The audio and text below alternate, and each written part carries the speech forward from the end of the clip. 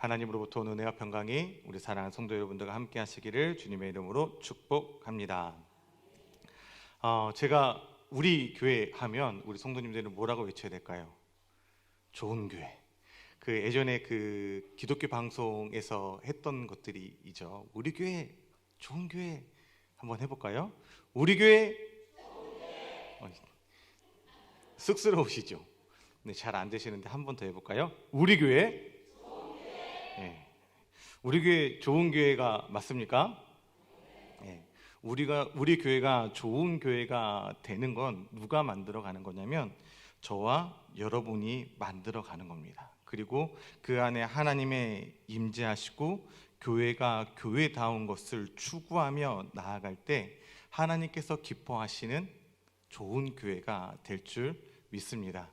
복음성가에 보면 이런 찬양 가사가 있는데 이런 교회가 되게 하소서라는 거예요. 그래서 여기에서 오늘 본문의 설교의 제목을 담았는데요. 가사를 보면 이렇습니다. 이 가사를 제가 하나씩 말씀드릴 테니까 이것이 우리 교회에 맞는지 한번 잘 생각해 보세요. 진정한 예배가 숨쉬는 교회, 주님이 주인 되시는 교회, 믿음의 기도가 쌓이는 교회, 최고의 찬양을 드리는 교회, 말씀이 살아 움직이는 교회, 성도의 사랑이 넘치는 교회, 섬김과 헌신이 기쁨이 되어 열매 맺는 아름다운 교회, 주님의 마음 닮아서 이웃을 사랑하는 교회, 주님의 영광 위에 빛 대신 주님을 전하는 교회, 사랑의 불꽃이 활짝 피어나 날마다 사랑에 빠지는 교회, 주께서 사랑하는 우리 교회가 이런 교회가 되게 하소서. 할렐루야. 우리 교회와 딱 맞습니까? 확신이 있으신 거죠? 예, 우리 이런 교회가 우리 교회임을 믿습니다.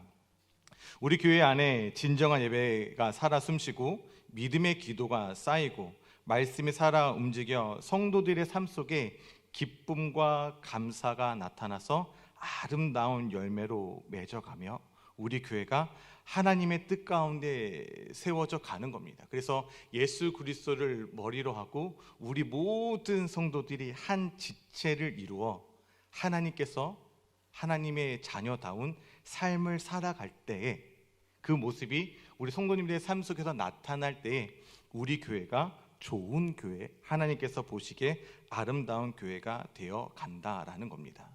오늘 본문은 디도서는 바울이 그레데 섬교회에 있는 성도들과 디도에게 보내는 편지입니다. 그래서 이 편지의 안에는 하나님의 평강과 하나님의 은혜와 하나님의 임재가 머무는 영광스러운 교회가 되기를 바라는 바울의 마음이 담겨져 있습니다. 그래서 1절과 2절에 보면 하나님의 종이요 예수 그리스도의 사도인 나 바울이 사도된 것은 하나님이 택하신 자들의 믿음과 경건함에 속한 진리의 지식과 영생의 소망을 위함이라. 이 영생은 거짓 없으신 하나님 영원 전부터 약속하신 것이라. 이렇게 고백하고 있습니다. 바울은 좀 왠지 자신을 거창하게 소개하는 것 같아요. 그래서 하나님의 종이요 예수 그리스도 사도인 자신을 이야기를 합니다. 이 디도서에만 나타나는 특징 중에 하나가 뭐냐면 사도 바울이 자신을 하나님의 종으로 소개하고 있다라는 겁니다. 만약에 이 디도에게만 보내는 편지였다면 이 사도 바울이 이렇게 거창하게 자신을 소개하고 있지는 않을 것 같아요. 그리고 이 편지를 받는 그레데 섬에 있는 교회들이 이 편지는 디도에게 보내는 편지니까 나와는 상관없는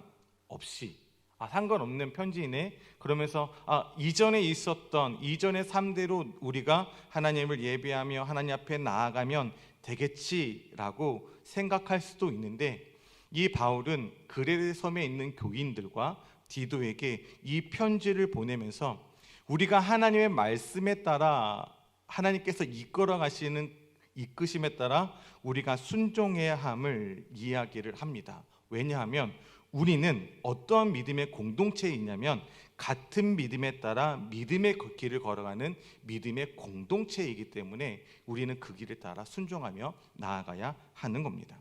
교회가 교회되기 위해서는 반드시 뒤따라와야 할 것이 뭐냐면 복음입니다. 복음, 하나님의 말씀. 교회의 성도들이 가득해요. 부족함이 없어요. 부족한 것이 아무것도 없지만 그 안에 복음이 없으면 그것은 교회가 아닙니다. 아무리 모든 것이 갖춰져 있다고 해도 그곳에 그리스도가 없으면 더 이상 교회가 아닙니다.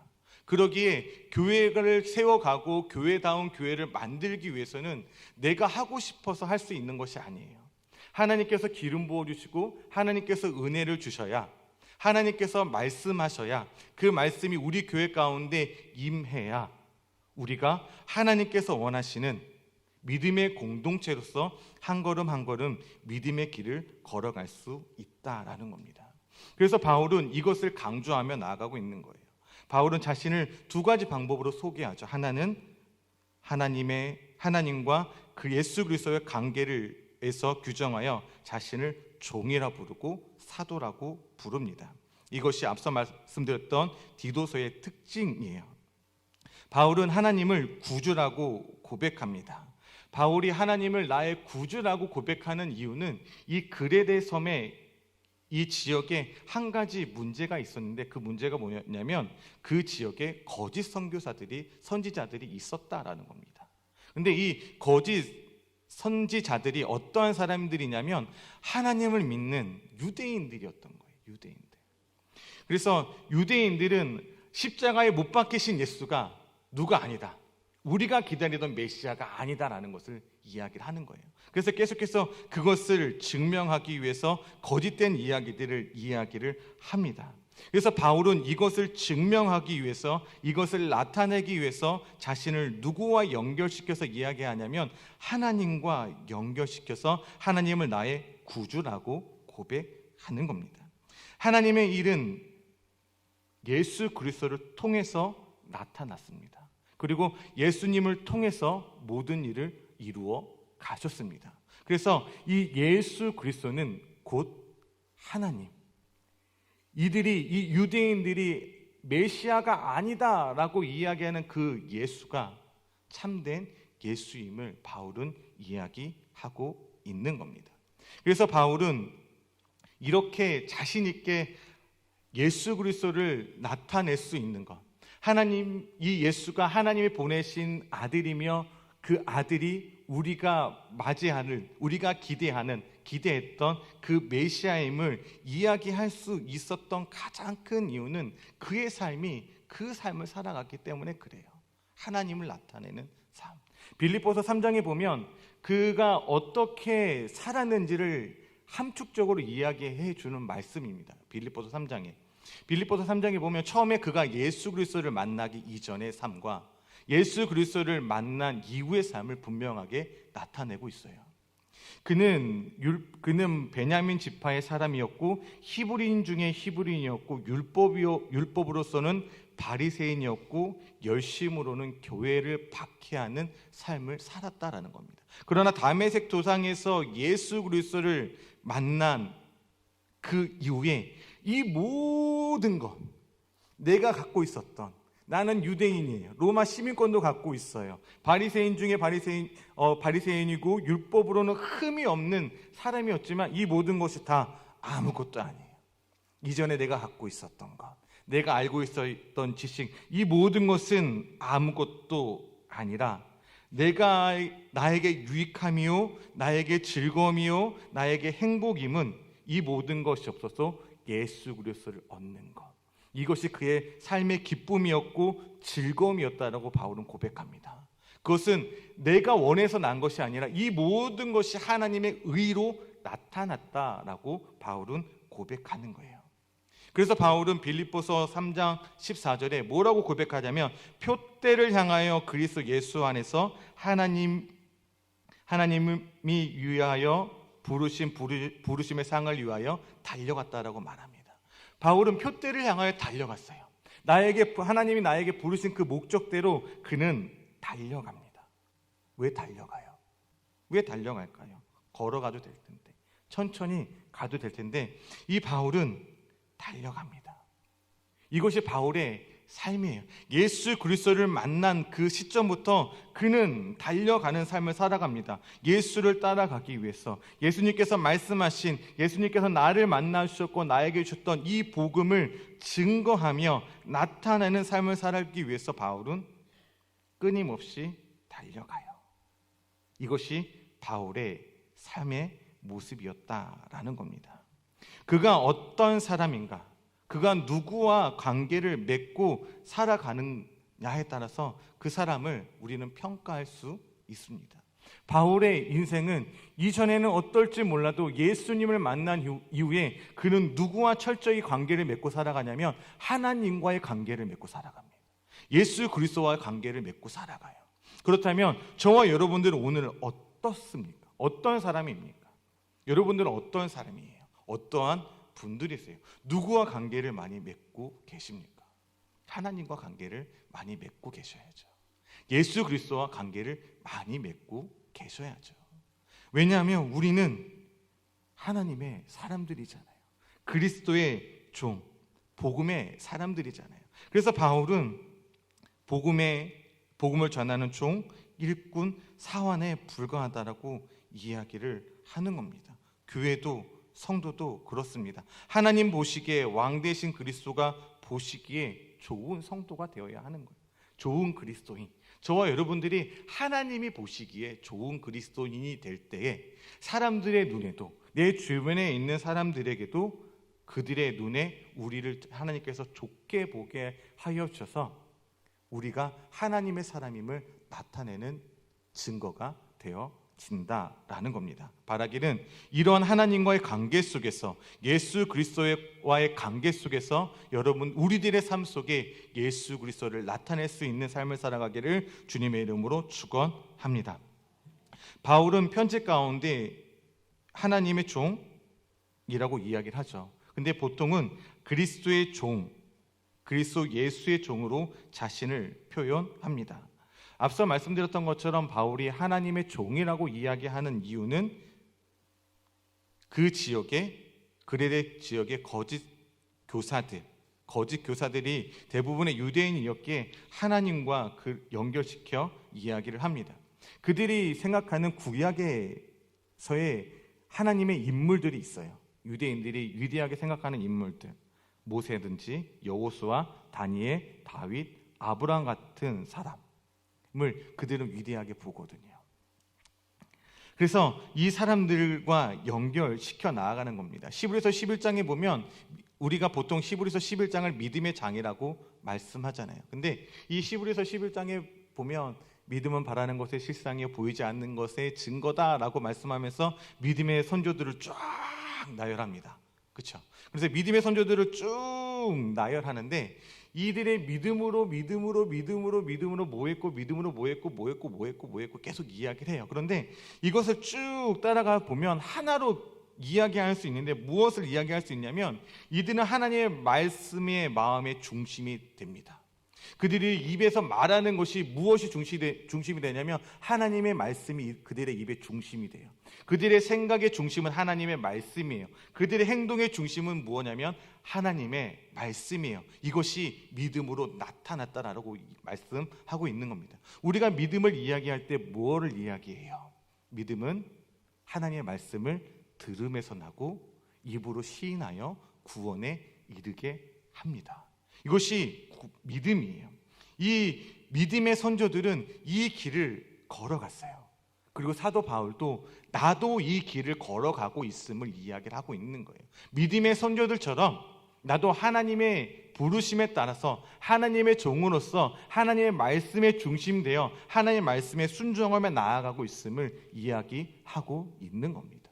그러면서 또 무엇을 말하냐면 하나님의 종을 이야기하고 있는데 이 종은 또 다른 표현으로 둘로스라고 이야기하는 헬라어로 이는 노예를 뜻합니다. 노예. 이 노예를 딱 생각하면 예수님을 생각할 수 있는데 이 예수님은 이 노예의 삶을 어떻게 살아가셨냐면 철저히 하나님의 말씀에 따라 살아가는 거예요. 하나님 예수님께서 십자가의 길을 걸어갑니다. 노예처럼 지지 않아도 되는 십자가를 지고 걸어가시죠. 세례 요한이 예수님을 보고 이야기하죠. 세상 죄를 지고 가는 하나님의 어린 양이로다. 이 노예의 삶을 살아가는데 이 예수님은 철저히 누구의 말씀에 따라 살아가는 거냐면 하나님의 말씀에 따라. 나의 뜻이 아니에요. 내가 원해서 십자가를 지는 것이 아니라 아버지께서 말씀하셨기에 이 잔을 내게서 할 수만 있거든 옮겨 주옵소서. 그러나 나의 뜻대로 마시고 아버지의 뜻대로 되어지기를 원합니다. 이것이 예수님께서 보여주셨던 순종의 모습입니다. 순종의 모습이에요. 예수님은 철저히 하나님의 말씀에 따라 나아갑니다. 하나님의 종, 하나님의 노예는 거룩한 종이든 노예의 종이든 모두가 다 공통적인 것은 하나님의 말씀이 중심이 되어 나아간다는 겁니다. 말씀이 우리 안에 있어서 계속해서 우리 안에서 꿈틀거리는 욕망들을 치는 거예요. 내 안에서 타오르는 탐욕들을 치는 거예요. 정욕들을 치는 거예요. 그래서 예수님께서 지게 하시는 십자가를 지게 하시는 겁니다. 누구든지 나를 따라오려거든 뭐예요? 자기를 부인하고 자기 십자가를 지고 나를 따를 것이다 라고 말씀하잖아요. 하나님의 말씀이 내 안에서 피어나는 이 모든 것을 치고 누르지 않으면 저와 여러분들 언제나 누구의 노예가 되냐면 어둠의 권세의 노예가 될 수밖에 없어요. 연약하기 때문에 꿈틀거려요. 너무너무나 꿈틀거려서 아차 하면 넘어져요. 아차 하면 우리 성도님들 눈 감았다 뜨면 다음 날이죠. 똑같아요. 눈 감았다 뜨면 넘어지는 거예요. 왜요? 어둠의 권세는 우는 사자와 같이 삼킬 자를 찾기 때문에. 이전에도 말씀드렸잖아요. 우리 성도님들 같은 분들은 건들지를 않는다니까요. 왜? 거룩하니까. 왜? 하나님을 찾는 사람들이니까. 그런데 한편으로는 여러분들이 표적이에요. 왜요? 하나님을 만나지 못하게 해야 되니까. 교회 오지 말아야 돼요. 그래야 교회가 무너지니까. 여러분들의 마음의 성전이 무너지니까. 여러분들 안에 있는 성전이 계속 무너지도록 이 어둠의 권세들은 계속해서 유혹하는 거예요. 그래서 하나님의 말씀으로 이 모든 것을 눌러야 돼요. 죄의 쓴뿌리를 하나님의 말씀으로 잘라내어야 한다라는 겁니다. 그런 의미에서의 노예, 하나님의 말씀에 복종하는 노예임을 이야기하는 거예요. 우리가 노예의 삶을 잘 살았던 인물 중에 한 사람 뽑으라면 요셉을 뽑을 수 있습니다. 요셉은 어린 시절에 형들에게 안 좋은 일을 당해서 애굽의 노예로 팔려가게 되고 보디발의 집에 머물게 되죠. 그리고 보디발의 집에 모든 것을 소유하게 되어져 나아갑니다. 그러면서 하나님께서 그에게 복을 주시고 요셉 때문에 보디발의 집에도 하나님께서 축복해 주세요. 근데 이 요셉에게 보디발의 아내가 유혹하며 찾아와 이야기를 합니다. 그때 요셉이 무엇을 이야기하냐면 메시지 성경이 이렇게 이야기합니다. 보십시오. 주인께서는 모든 소유를 제게 맡기시고 집안일에 대해서는 일절 신경 쓰지 않습니다. 그분은 저를 동등한 사람으로 대해 주셨습니다. 다만 그분께서 제게 맡기시지 않은 것이 있는데 바로 당신입니다. 당신은 주인님의 아내이기 때문입니다. 그런데 제가 어떻게 그분의 신뢰를 저버리게 하나님께 죄를 짓겠습니까? 라고 메시지 성경은 이야기를 합니다. 요셉의 말과 행동의 기준이 어디에 있어요?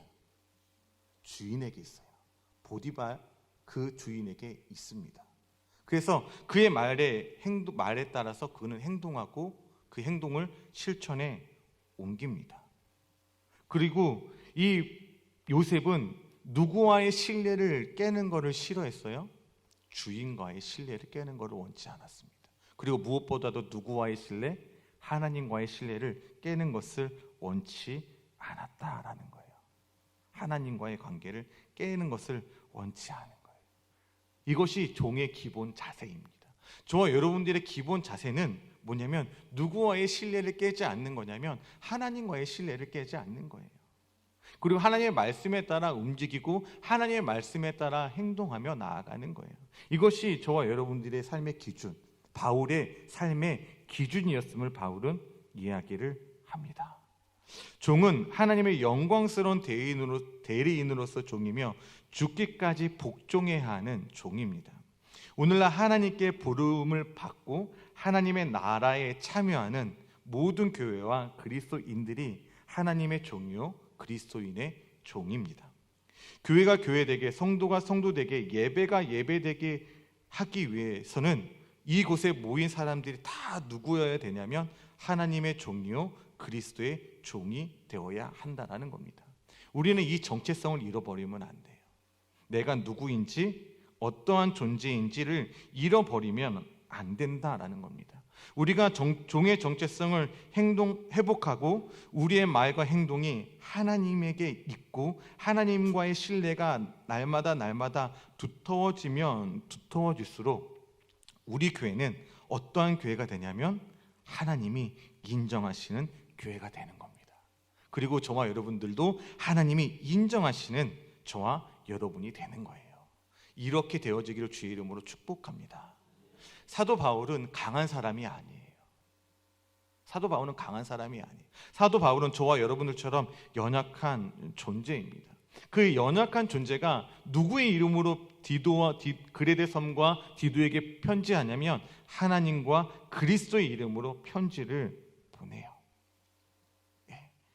성도의 권위는 다른 데서 나오는 것이 아니라 하나님의 말씀, 그 말씀에 순종하며 섬기는 삶, 복음을 전하는 성도의 모습 속에서 그 권위가 세워져 가는 겁니다. 이 모든 것은 성경에서 본문에서 말씀하고 있는 것처럼 영생의 소망을 누리기 위함이에요. 이 영생의 소망을 누리기 위함. 그래서 바울은 1절과 1절에 진리의 지식과 영생의 소망을 위함이다 라고 말씀합니다. 저는 이것이 우리 교회의 목표가 되어지길 원해요. 우리 교회 2024년도의 목표가 뭐죠? 표어가 뭐죠? 잊지 않으셨네요. 이것을 2024년도까지 잊어버리시면 안 돼요. 그와 함께 뭐를 기억하셔야 되냐면 진리의 지식, 영생의 소망, 이것을 잃어버리면 안 된다라는 겁니다. 진리의 지식, 영생의 소망은 어떤 것을 의미하냐면 하나님을 알지 못하는 자들에게는 하나님을 전하는 것이요, 믿음이 있는 믿음의 사람들에게는 믿음이 더욱더 강건하여져서 그 어떤 것에도 흔들리지 않고 하나님을 바라보며 하나님과 함께 걸어갈 수 있도록 이끌어가기 위함, 이것이 진리입니다. 이것이 하나님께서 저와 여러분들에게 주시는 영생의 소망임을 믿으시기 바랍니다. 이 진리는 다른 것이 아니죠. 우리가 다 진리가 무엇인지 알고 있습니다. 진리가 뭐죠? 그리스도, 예수 그리스도. 진리를 안다는 것은 누구를 아는 것이냐면 예수님을 아는 거예요. 예수님을 아는 것. 근데 이 아는 것은 머리로서 아는 것이 아니라 내가 예수 그리스도를 만나는 것, 인격적으로 만났을 때에 우리는 하나님을 안다라고 말합니다.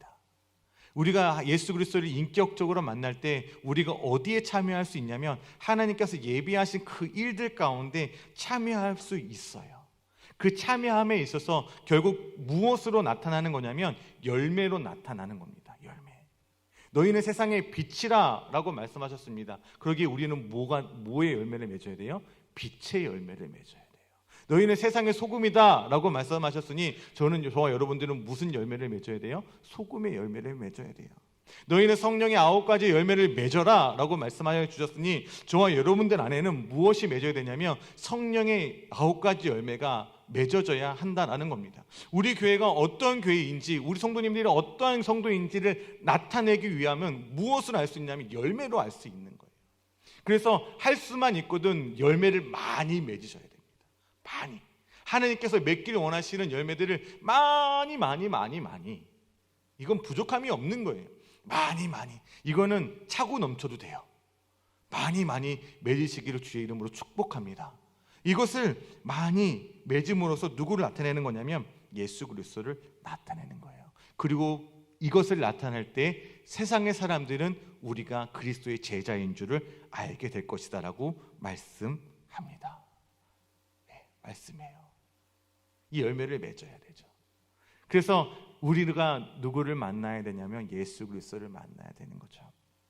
요한복음 15장 8절에 뭐라고 말씀하냐면 너희가 열매를 많이 맺으면 내 아버지께서 영광을 받을 것이요 너희는 내 제자가 되리라.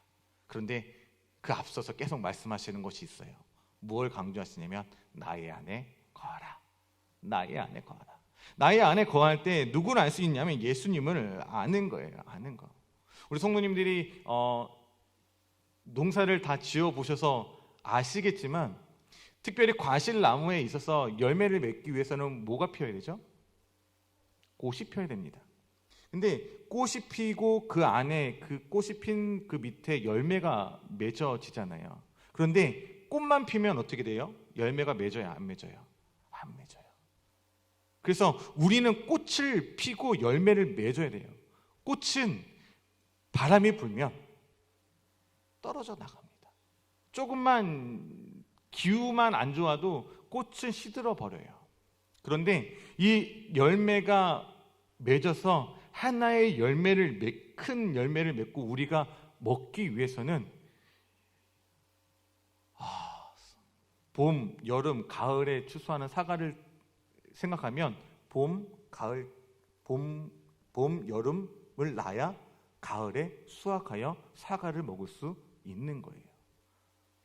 비도 견뎌야 되고 바람도 견뎌야 되고 태풍도 견뎌야 되고 뜨거운 태양빛도 견뎌야 돼요. 이 모든 것을 견디며 나아갈 때 비로소 뭐가 되냐면 열매로서 나타난다는 겁니다.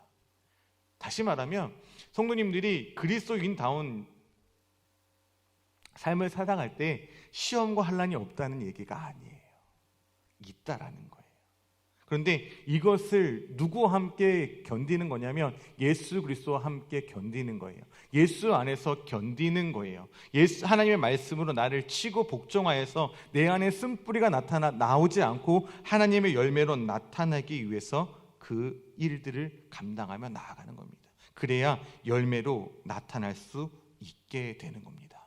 바라기는 하나님께서 맺게 하시는 열매를 충분히 맺어 나아가는 저와 여러분이 되어지기를 소망합니다. 4절에 보면 이렇게 말씀해요. 같은 믿음을 따라 나의 참된 아들 된 디도에게 편지하노니 하나님 아버지와 그리스도 예수 우리 구주로부터 은혜와 평강이 내게 있을지어다. 바울은 디도를 향해 뭐라고 이야기를 하냐면 같은 믿음이라고 얘기를 해요. 같은 믿음. 다른 믿음이 아니라 같은 믿음이에요. 저와 여러분들 누구와 같은 믿음이냐면 바울과 같은 믿음입니다. 예수 그리스도를 머리로 하고 그 지체를 이루어 하나님의 나라를 세워가는 것. 여러분들 혹시 강명식 찬양 음악사님을 아시나요? 예. 그래서 저도 굉장히 좋아하는 분이기도 한데요. 그분이 이렇게 찬양 인도할 때 어떤 멘트를 했었냐면 제가 기억에 많이 남는데 교회의 머리는 예수 그리스도입니다. 그리고 우리는 그 지체를 이룬 지체다라고 이야기를 하면서 뭐를 어떻게 질문하냐면 머리가 중요할까요? 지체가 중요할까요? 라는 질문을 해요. 여러분 뭐가 중요할까요? 둘 다 중요하죠. 정답이죠. 근데 뭐라고 말씀하냐면 머리는 있는데 몸이 없으면 아무것도 할 수 없다라는 거죠. 그렇다고 예수 그리스도께서 전능하지 않는 것이 아니라 하나님은 그 지체된 그 지체를 이루는 하나님의 자녀들과 뭐 하기를 원하는 거냐면 동역하기를 원하시는 거예요. 다시 말하면 하나님께서 우리 사랑하는 서산중앙교회를 세워 나아가실 때 우리 중앙교회 머리는 누가 되세요? 하나님이 되세요. 그리고 하나님의 다운 교회를 세워 나아가는데 저와 여러분들을 어떤 자로 세우셨다고요? 동역자로 세우셨다고요. 같은 믿음을 가진 같은 동역자로서 저와 여러분들이 함께 하기를 원하신다라는 겁니다. 여러분 모세에게는 누가 있었어요? 모세의 동역자 누가 있었죠? 아론, 여호수아. 여호수아의 동역자는 누가 있었죠? 갈렙. 우리 서산중앙교회의 동역자는 누가 있습니까? 우리 사랑하는 담임 목사님의 동역자는 누가 있으시죠? 저라고 손 드셔야죠. 누가 있으시죠? 저요. 여러분이죠, 여러분. 예, 예수 그리스도를 머리로 하고 저와 여러분들은 사랑하는 담임 목사님과 한 지체를 이루어서 같은 마음으로 무엇을 세워 나가야 하는 거냐면 교회를 세워가는 겁니다. 교회를 세워 나가는 거예요. 이 동역자가 없이는 힘이 듭니다. 혼자서 할 수 있는 것이 아니에요. 하나님의 교회는 혼자서 세워갈 수 있는 것이 아니라 동역자와 함께 세워가는 겁니다. 같은 믿음 안에서, 그리고 같은 신뢰 안에서 가는 거예요.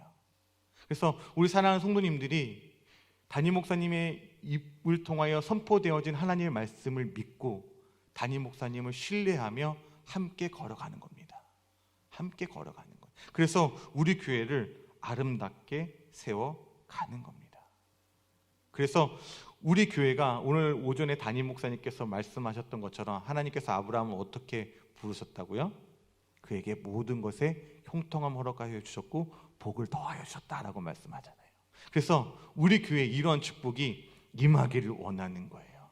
하나님의 벗이었던 아브라함처럼, 모세의 동역자 여호수아, 아론, 여호수아의 동역자 갈렙처럼 우리 교회가 하나님의 동역자가 되고 우리 교회 가운데 하나님께서 세우신 담임 목사님의 동역자가 되어서 우리 교회가 아름답게 하나님께서 말씀하시는 아름다운 교회로 세워 나아가기를 간절히 소망합니다.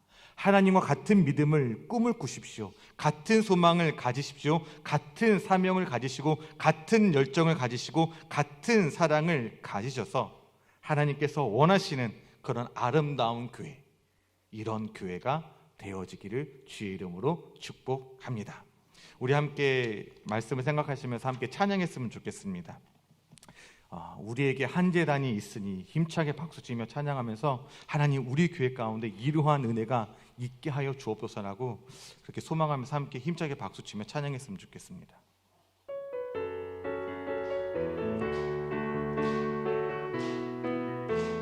우리에게